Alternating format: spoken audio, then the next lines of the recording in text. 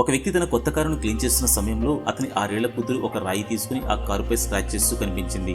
దాన్ని చూసిన తండ్రి ఆగ్రహంతో తన కూతురి చేతిని పట్టుకుని అనేక సార్లు కొట్టాడు. ఆ కోపంలో అతను ఐరన్ రాడ్ వాడుతున్నాడని గమనించలేదు. దాంతో ఆ చిన్నారి చేతి వేళ్ల నుంచి రక్తం వస్తుండడంతో హాస్పిటల్కి తీసుకెళ్లాడు. హాస్పిటల్లో వైద్యులు పాపకు చికిత్స చేసి వేళ్లకు ఇన్ఫెక్షన్ రావడంతో ఆపరేషన్ చేసి వేళ్లను తీసేయాల్సి వచ్చింది. ఆ చిన్నారి బాధతో తండ్రిని చూసి, నాన్న, నా వేళ్లు మళ్ళీ ఎప్పుడు పెరుగుతాయని అమాయకంగా అడిగింది. ఆ మాట విన్న తండ్రి బాధతో మాట్లాడలేకపోయాడు. కారు దగ్గరికి వెళ్లి కోపంతో దాన్ని అనేక సార్లు కాళ్లతో తన్నాడు. తను ఆవేశంలో చేసిన పనికి బాధపడుతూ కన్నీరు కార్చాడు. ఆ తర్వాత కారు ముందు కూర్చుని ఆ స్క్రాచ్లను చూసినప్పుడు తన కూతురు ప్రేమతో లవ్ యూ డాడ్ అని రాయడం గమనించాడు. దాన్ని చూసి పెద్దగా ఏడుస్తూ, నన్ను క్షమించు తల్లి అని ఆ పాపను గట్టిగా హత్తుకున్నాడు.